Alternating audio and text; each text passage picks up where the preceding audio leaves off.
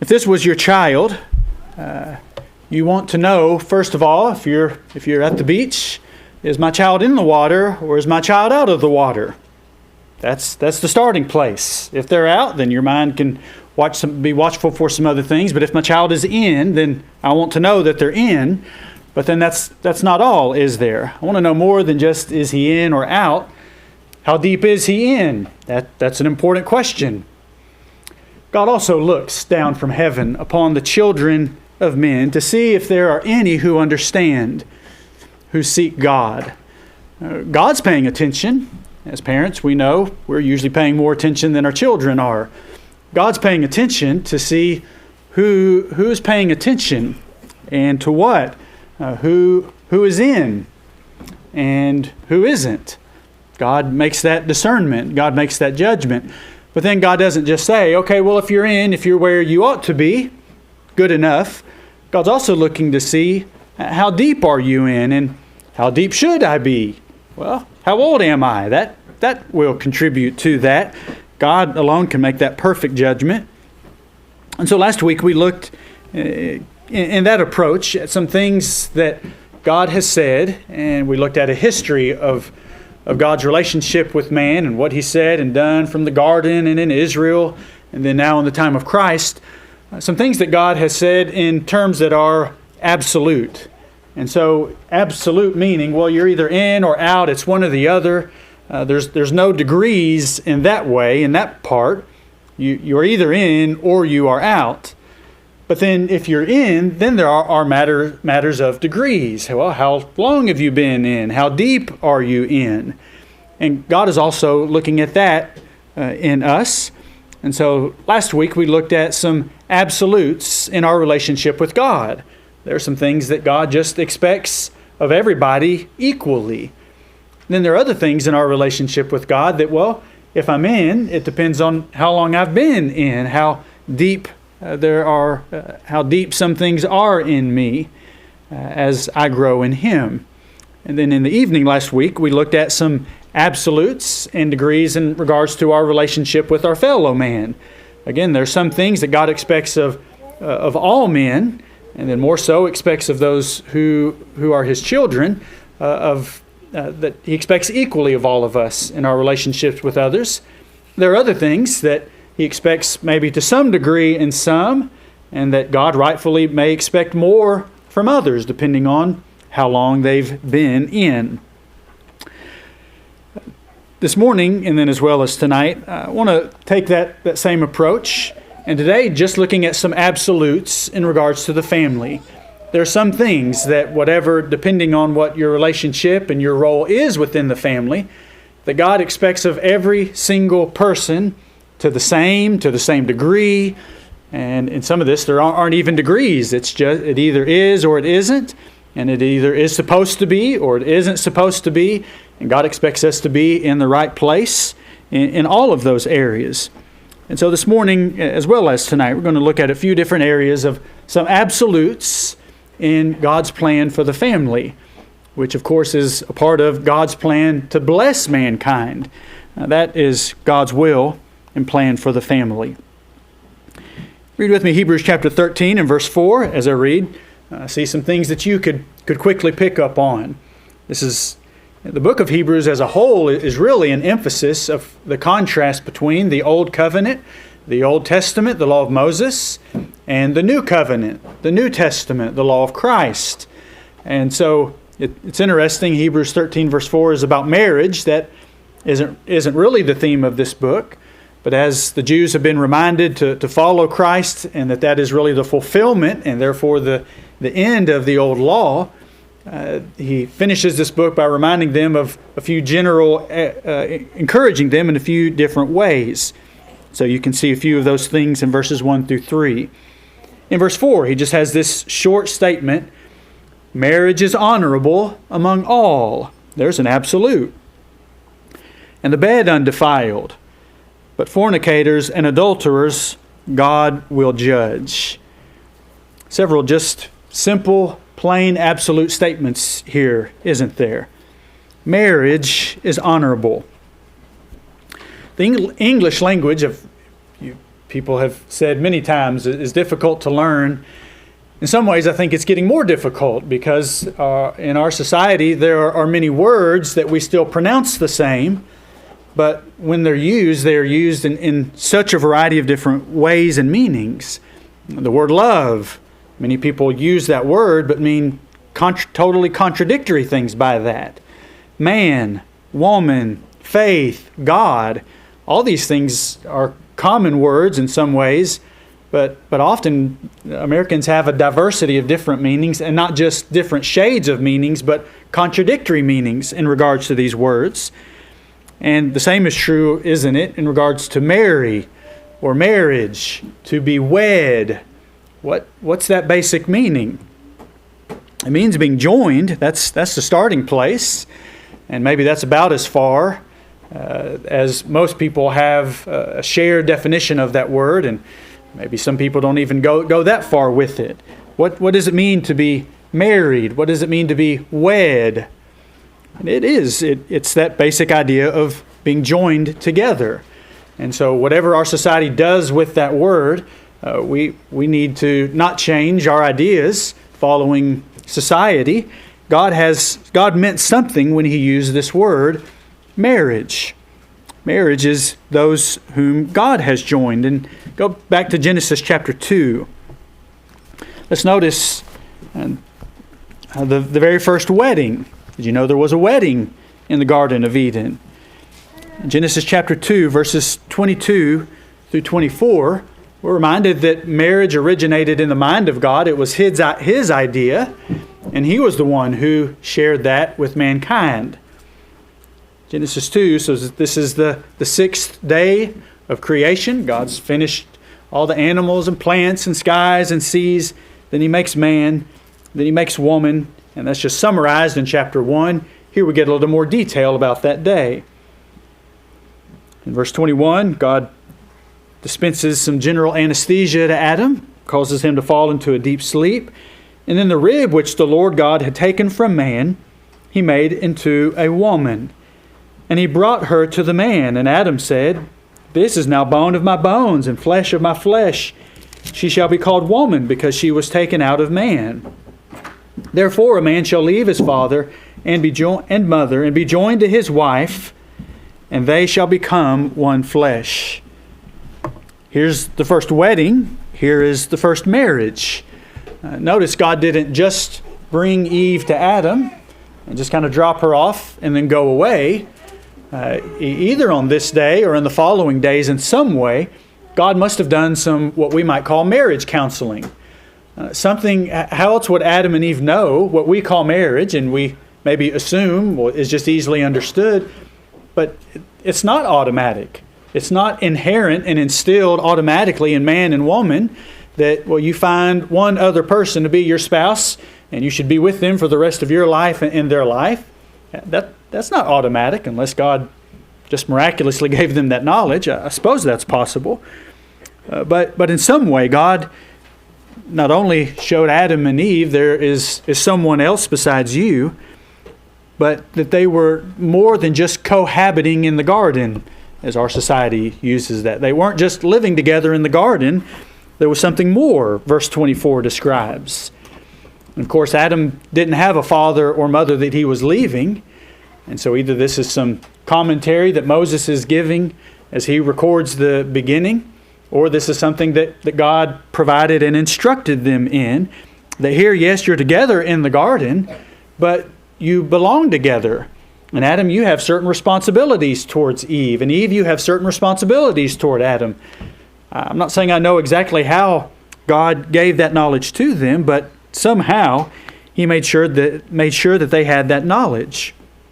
We might even go back to chapter 1, verses 26 and 27.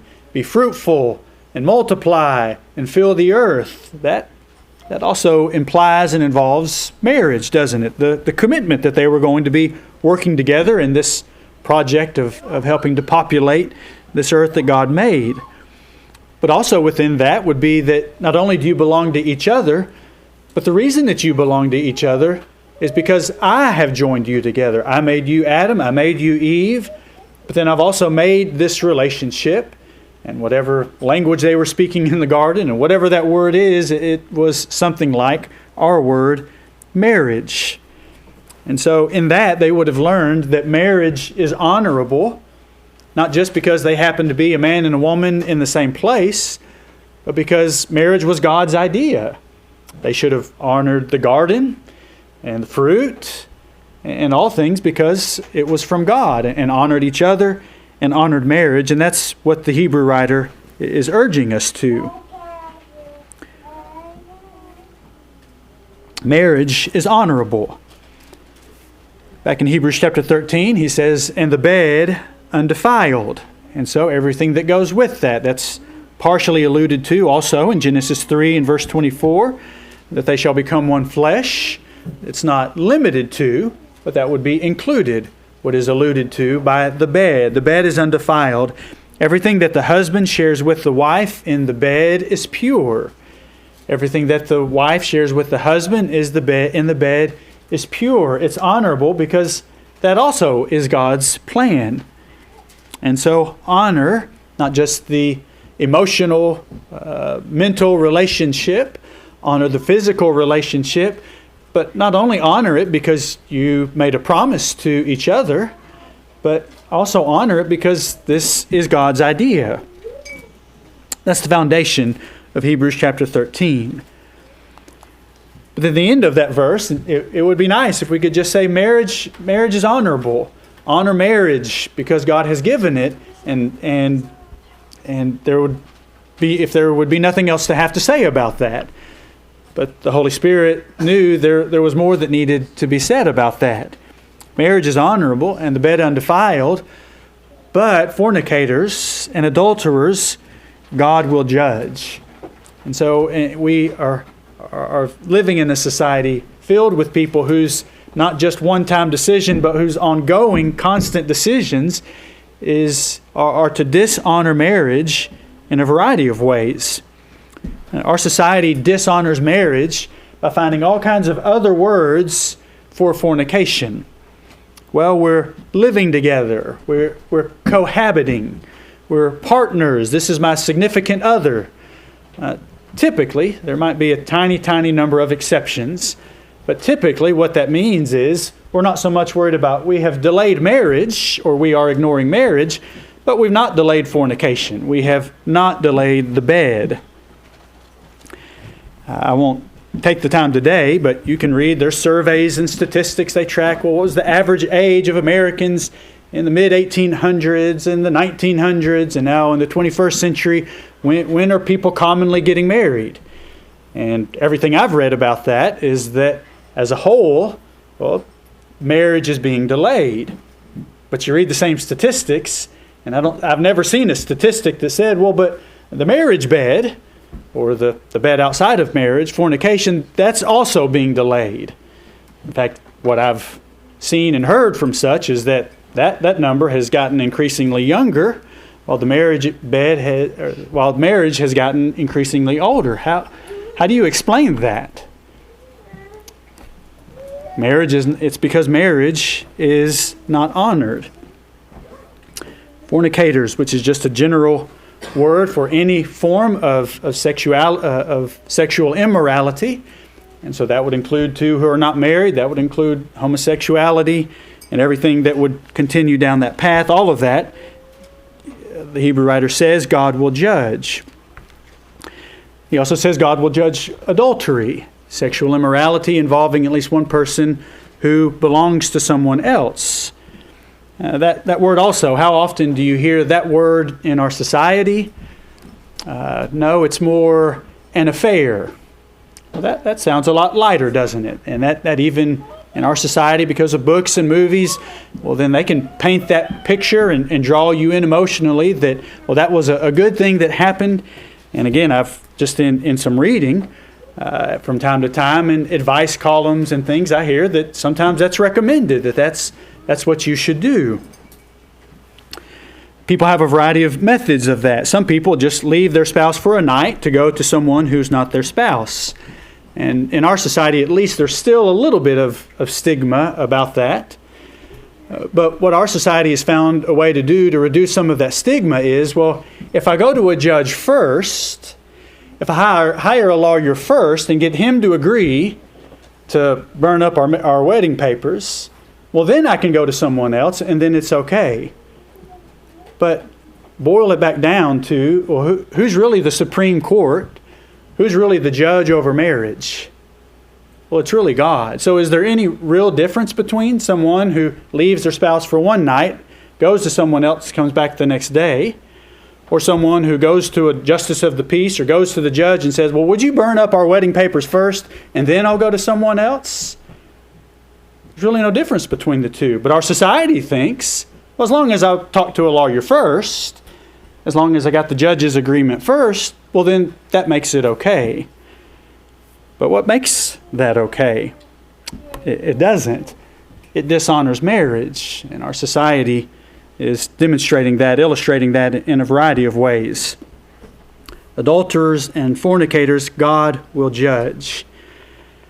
I don't know if you've heard this in the news or not. Around 25% of the individual congregations who are connected to what's called the United Methodist Church, they've had about 25% of those individual congregations leave that bigger structure. And that's another subject. There is no such structure in the Bible of congregations belonging to a large congregation or smaller congregations belonging to some bigger organization.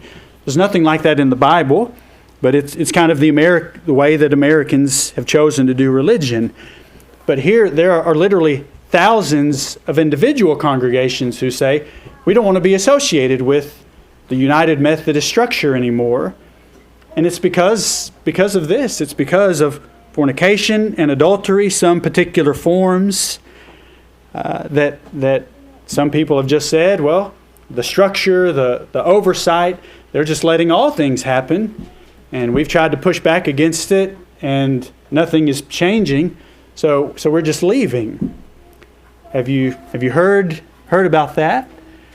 I would be curious. I won't ask for a show of hands who have, those of you who have heard. What I suppose, though, is more people have heard about who's playing in the Super Bowl and whose boyfriend and girlfriend is going to be at the Super Bowl. And my question is why? Why is it that literally thousands of people have drawn a line and said, we're not going anymore with compromise over this particular sin, even though they're okay with some others? Why is it that more people in our society are more interested in football and the dating of stars than they are in this division that is happening, that's a reflection of serious things that are happening in our society? I've heard some say this may be the biggest religious split since the Catholics and the Methodists or the Catholics and Protestants had their controversy. So this is something very much a reflection of things going on in our society, but maybe some percentage of people hear about it, but far more attention and money and time is spent on these other things. I'm a little bit off subject on purpose, but just to remind us, especially parents, oversee what information is coming into the minds of your children. We want to keep all the sin out. That's, of course, the first level. But then there are some things that they don't need to hear about and don't even really need to discuss. There are other things that do need to be heard about and do need to be discussed. And I'm not telling you to talk to your 5-year-old about these controversies in the United Methodist Church. I'm just saying you see the difference in attention and emphasis. Think about that and help guide our own minds and then the topics of thought and discussion in our home on things of more importance, things that are of more importance, like marriage and where that came from. And Satan, of course, was busy in the garden. And Satan, of course, caused the first marital conflict, the first marriage argument, at least that we know of. And so sin of different kinds may strain our thoughts and our feelings towards our husband and our spouse, husband or wife.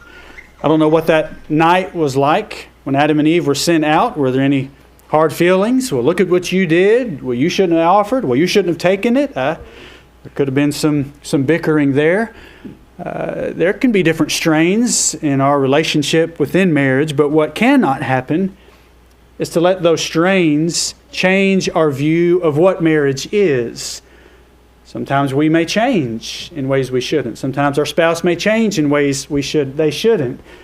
But do not let that change your view of what marriage is, because God, of course, does not change. Marriage is honorable.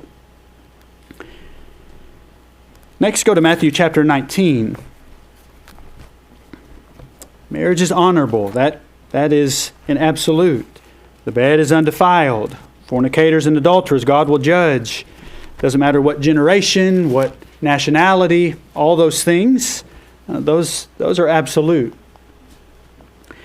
Matthew chapter 19, read with me verses 4 through 6, and this will sound familiar.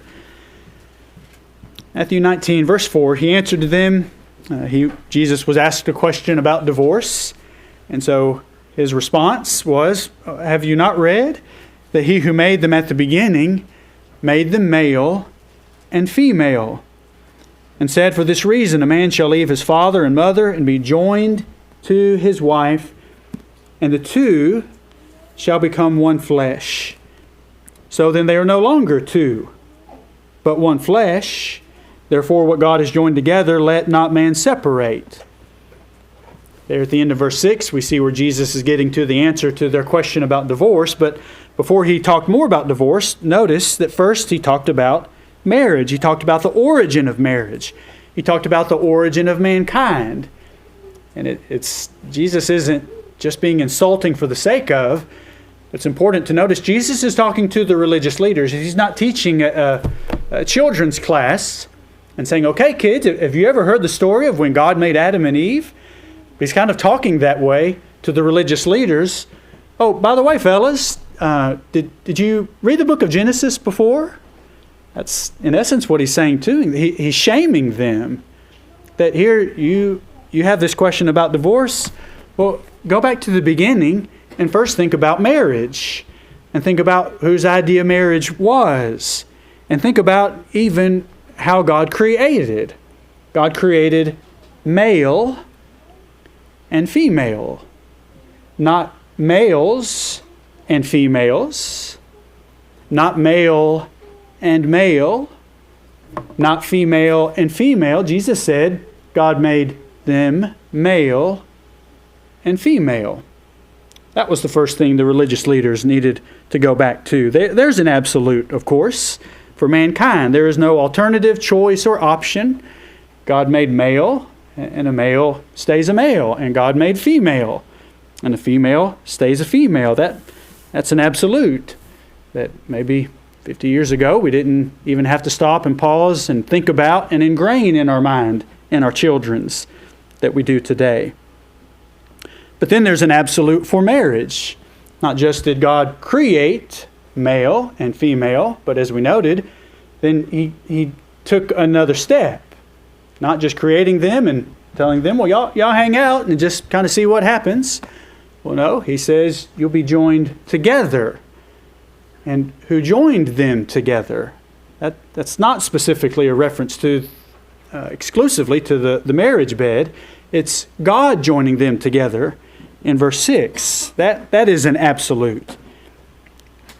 God joins one man and one woman. And so that's a part of marriage being honorable. Of course, man has corrupted marriage and has perverted marriage in a variety of ways. But when the Hebrew writer says marriage is honorable, what he means by marriage is one eligible man and one eligible woman whom God joins together.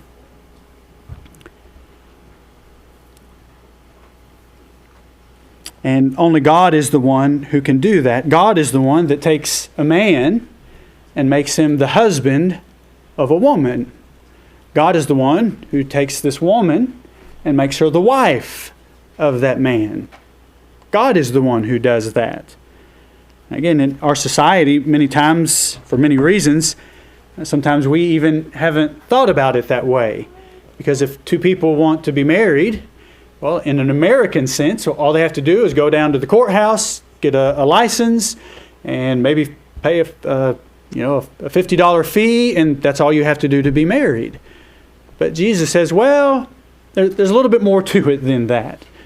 The authority for a man to become a husband, the authority for a woman to become a wife, is not limited to, does not primarily belong to the judge or the justice of the peace or the government in any place or time.